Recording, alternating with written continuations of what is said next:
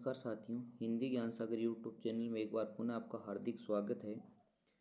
जैसा कि आपको दिखाई दे रहा है, आज हम फर्स्ट ग्रेड 2022 के अंदर जो पेपर आया था संस्कृत विभाग के अंदर फर्स्ट ग्रेड का जो पेपर हुआ था, उस पेपर के अंदर जो आदिकाल से संबंधित जो प्रश्न थे, आदिकाल से संबंधित प्रश्न उनके बारे में देखेंगे।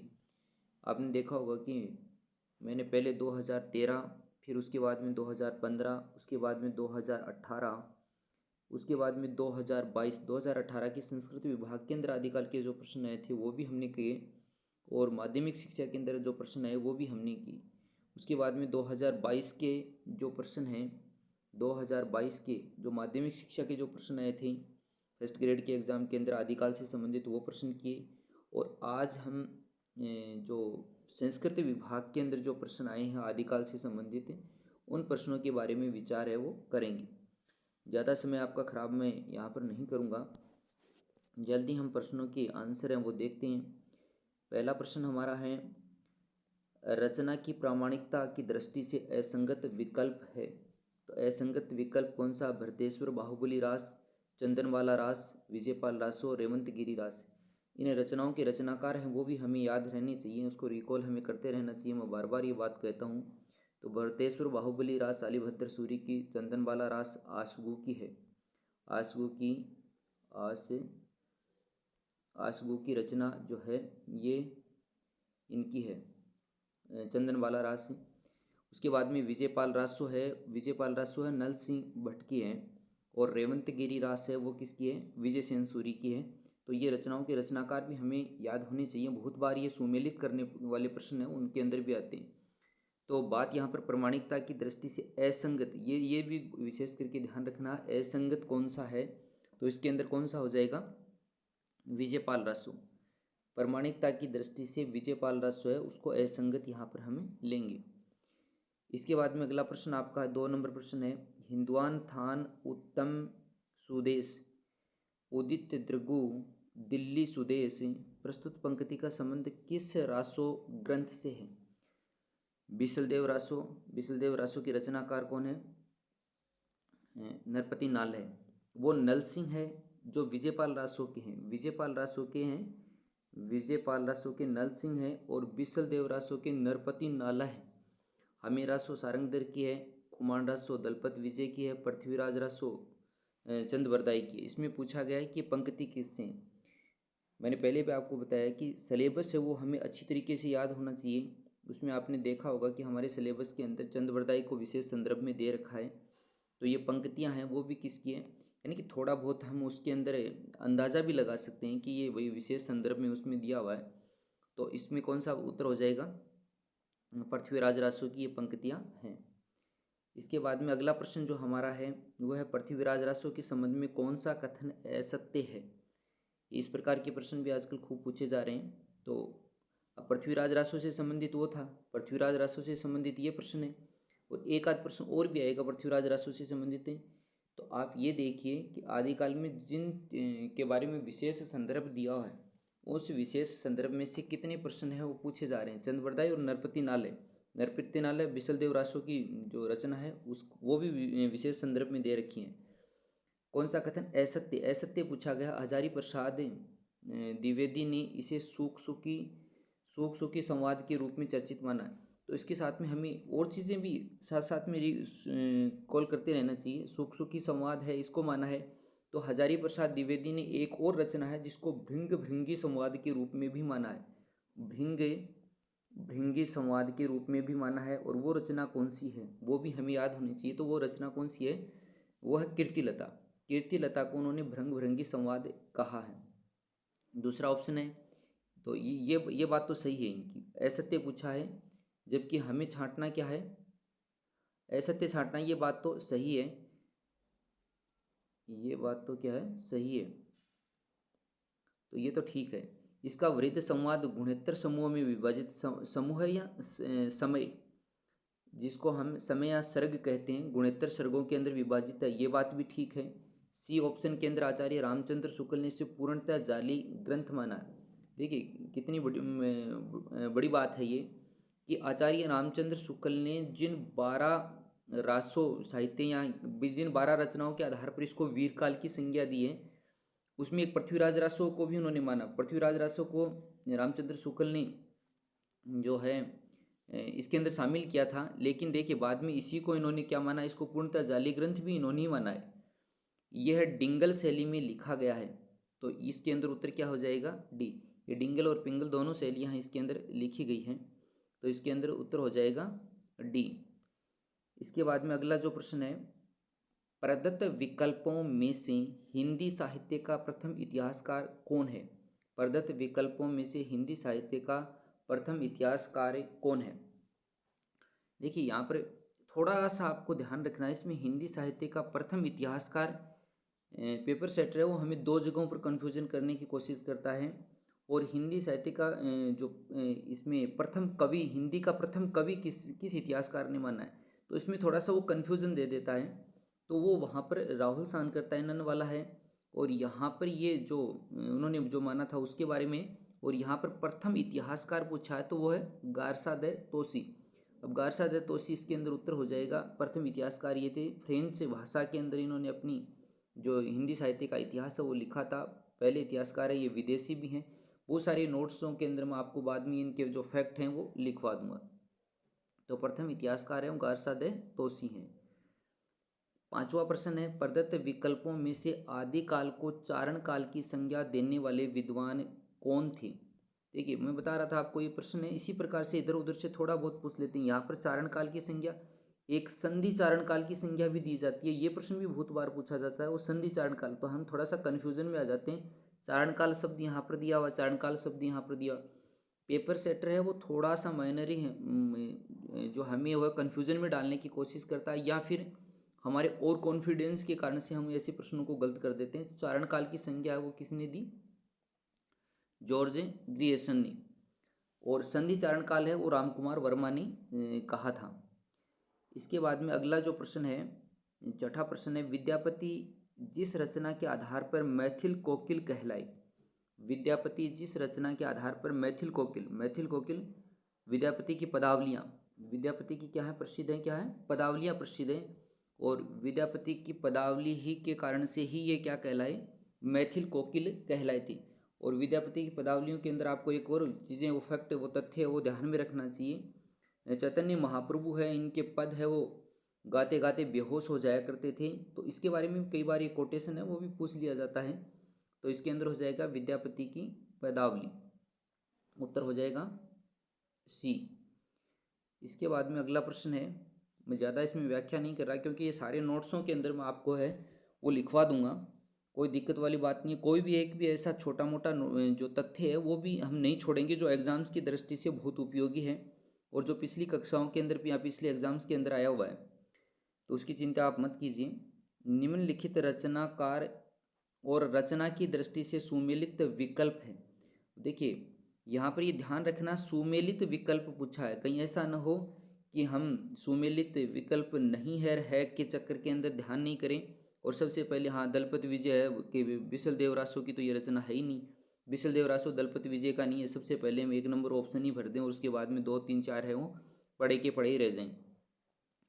तो इसमें पहला है कि दलपत विजय है, उसकी रचना कौन सी है, तो वो चीज़ भी हमें याद रहनी चाहिए। बिसल देवरासो मैंने आपको पहले ही बताया था नरपति नालय की है। दलपत विजय की रचना कौन सी है, खुमान रासो, दलपति विजय की खुमान रासो, नरपति नालय की बिसल देव रासो आएगी।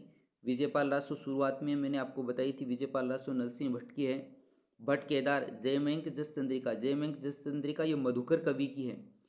ये सारी की सारी ये तीनों रचनाएं हैं जो हैं वो आचार्य रामचंद्र शुक्ल ने इनको आदिकाल को वीरकाल नाम दिया था, जिसमें ये तीनों रचनाएं हैं। और चौथा है श्रीधर का रणमल छंद, तो श्रीधर का रणमल छंद है ये रचना सही है, तो ये ऑप्शन रचना और रचनाकार की दृष्टि से सही हो जाएगा।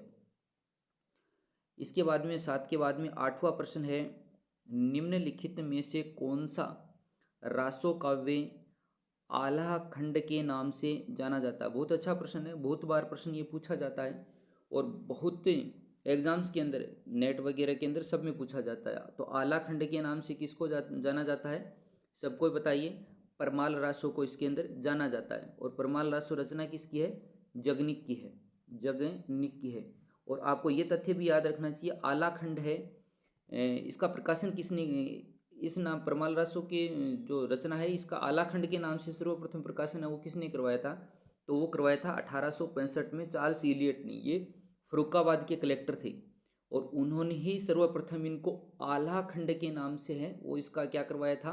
प्रकाशन करवाया था। और ये विशेष करके उत्तर भारत के अंदर वर्षा ऋतु जो होती है उस वर्षा ऋतु के अंदर ये है वीर गीत के रूप में आला है जो वो गाए जाते हैं। आला और उद्दल नामक ये बनाफर शाखा के दो वीर क्षत्रिय थे जिनके बारे में यहाँ पर इसके अंदर वर्णन है वो विशेष रूप से किया गया। तो फिर हमें ये बात भी ध्यान में रखनी चाहिए कि परमाल रासो के नाम से इसका प्रकाशन किसने करवाया था? तो परमाल रासो के नाम से इसका जो प्रकाशन करवाया था वो श्याम सुंदर दास ने करवाया था। और श्याम सुंदर दास ने कब करवाया था? 1976, विक्रम संवत 1976 है, विक्रम संवत 1976 है। और ईसवी सन के बारे में पूछे तो 1919 के अंदर है इन्होंने इनका जो प्रकाशन है वो परमाल रासो के नाम से करवाया था नागरिक प्रचारिणी सभा द्वारा। तो ये चीज़ें भी हमें थोड़ी ध्यान है वो रखनी चाहिए, बाद में नोट्स में हम लिखते जाएंगे इन चीज़ों को। अगला प्रश्न देखो, राहुल सानकरतायनन के अनुसार हिंदी का प्रथम कवि है? सदाबहार प्रश्न है एक, ये प्रश्न तो सदाबहार ये हर एग्जाम के अंदर मैंने शुरुआत में बताया था हर एग्जाम के अंदर आता है। राहुल सानकरतायनन के अनुसार हिंदी का प्रथम कवि किसको माना जाता है? सरहप्पा को माना जाता है। इसके बाद में 10वां प्रश्न है, हिंदी साहित्य का आदिकालीन नाथ पंथ किस परंपरा के निकट है? बहुत साधारण सा प्रश्न है, कोई ज़्यादा कन्फ्यूजन वाला नहीं प्रश्न है।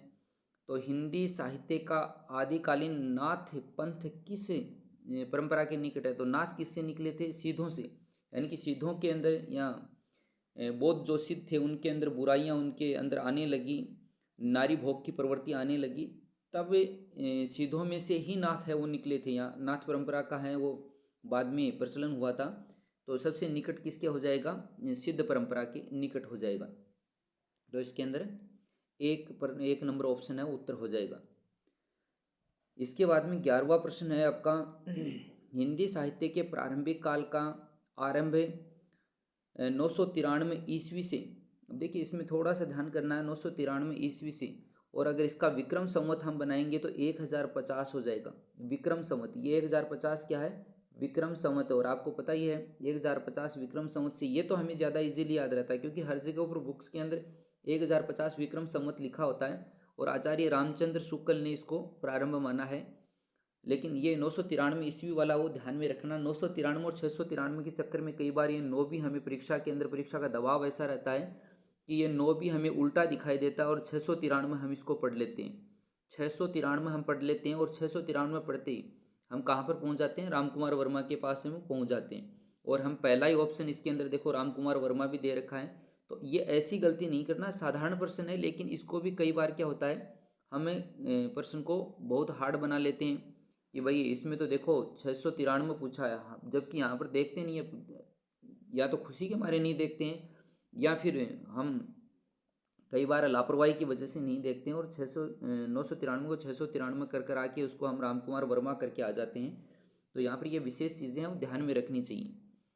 तो ये प्रश्न हो गए 11 प्रश्न। 12वां प्रश्न है, किस ग्रंथ का निर्माण लोक भाषा सिखाने के उद्देश्य से किया? इसी से मिलता जुलता एक प्रश्न पहले भी आया था, तब मैंने आपको ये चीज़ें बताई थी। तो किस ग्रंथ का निर्माण लोक भाषा सिखानी, और वहाँ पर मैंने आपको बताया था स्थानीय भाषा, और स्थानीय भाषा लोक भाषा ही होती है। कोई भी स्थानीय भाषा होती है वो लोक भाषा ही होती है। और ये किसने करवाया था? उक्ति व्यक्ति प्रकरण।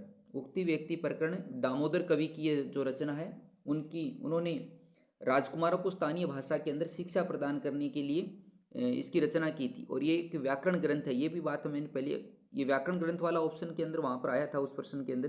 तो ये क्या है? व्याकरण ग्रंथ है। और दामोदर जो शर्मा थे या दामोदर जो कवि थे वो काशी कौशल नरेश जो थे, गोविंद चंद्र जो थे उनके सभा पंडित थे। और ये एक व्याकरण ग्रंथ की रचना उन्होंने की थी।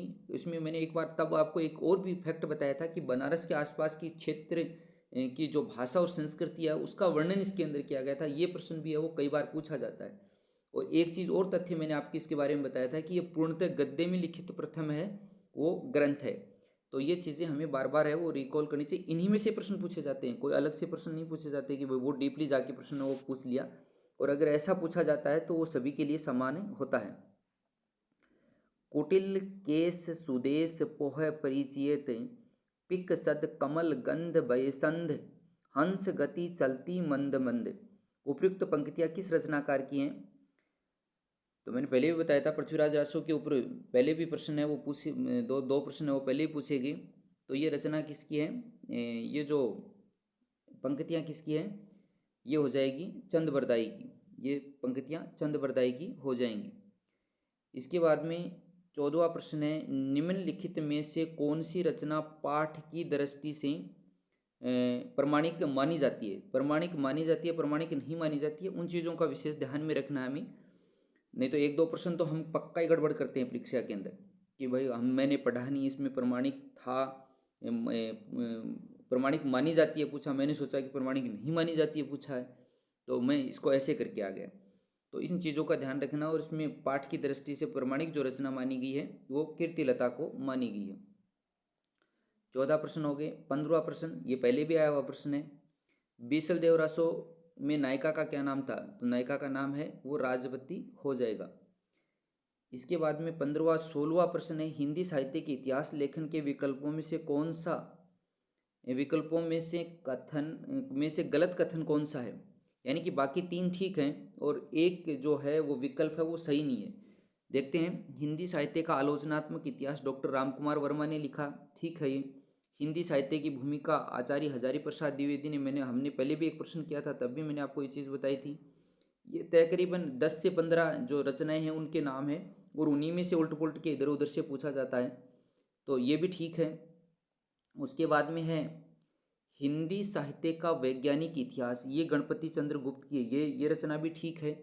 हिंदी साहित्य और संवेदना का विकास, ये परशुराम चतुर्वेदी, हाँ ये इसका उत्तर हो जाएगा। परशुराम चतुर्वेदी नहीं है इसमें, परशुराम की जगह रामस्वरूप चतुर्वेदी आएगा। राम स्वरूप चतुर्वेदी, देखिए थोड़ा सा इसमें उन्होंने चेंज किया। परशुराम चतुर्वेदी शब्द तो आगे ठीक है और हम चतुर्वेदी शब्द देखते हैं, कई बार तो हमें ये स्थिति होती है कि चतुर्वेदी शब्द को देख लेते हैं, परशुराम को पढ़ते ही नहीं है ढंग से। तो यहाँ पर क्या हो जाएगा? रामस्वरूप चतुर्वेदी। तो 16 का जो प्रश्न है उसका उत्तर हो जाएगा हिंदी साहित्य और संवेदना का विकास है या इतिहास है वो रामस्वरूप चतुर्वेदी की रचना है। इसके बाद में अगला प्रश्न, हाँ बस इतने ही प्रश्न है। तो ये 16 प्रश्न है वो आदिकाल से संबंधित प्रश्न है, वो 2022 जो संस्कृत शिक्षा विभाग का प्रश्न है उसमें, संस्कृत विभाग का जो पेपर था उसमें ये प्रश्न आए थे। तो ये 16 प्रश्न आपको देखने हैं, करने हैं। पिछले जो पेपर हैं उनको भी देखना है कि कितने प्रश्न है वो रिपीट हो रहे हैं। मैं ये नहीं कहता, मैंने कहा था ना कि एज इट इज़ नहीं होते, लेकिन उसके आसपास से ही प्रश्न है वो पूछे जाते हैं, उन्हीं चीज़ों में से प्रश्न है वो पूछे जाते हैं। तो बस आज के लिए इतना ही। चैनल को लाइक और सब्सक्राइब अवश्य करें। मैं पहले भी आपको कह चुका हूँ, निश्चित तौर से आपको मेरे इस चैनल को सब्सक्राइब करने से फ़ायदा होगा, नुकसान नहीं होगा। मैं बाद में आपको ऐसे नोट्स लिखवाऊँगा कि आप विचार करोगे कि भाई कि इनसे अलग है वो तो शायद ही जाए। मैंने पहले भी आपको बताया कि मैं पूरे 100% की बात नहीं करता, लेकिन 80 से 90% तक सिलेबस है वो हिंदी साहित्य के इतिहास हो, चाहे काव्य शास्त्र हो, चाहे हमारा जो पाश्चात्य काव्य शास्त्र हो, उनसे तकरीबन है वो प्रश्न इस प्रकार से बनाऊंगा, उनको डिज़ाइन इस प्रकार से कर रहा हूँ या नोट्सों को डिज़ाइन इस प्रकार से कर रहा हूँ कि उनसे अलग है वो जाने की कम ही संभावना है। इसलिए चैनल को लाइक सब्सक्राइब करें और जितने सब्सक्राइबर बढ़ते जाएंगे उतना ही उत्साह भी मेरा बढ़ता जाएगा। इसलिए ये काम आपको अवश्य करना है, लाइक और सब्सक्राइब वाला। शेयर करें तो बिल्कुल और भी अच्छी बात है। बस आज के लिए इतना ही, धन्यवाद।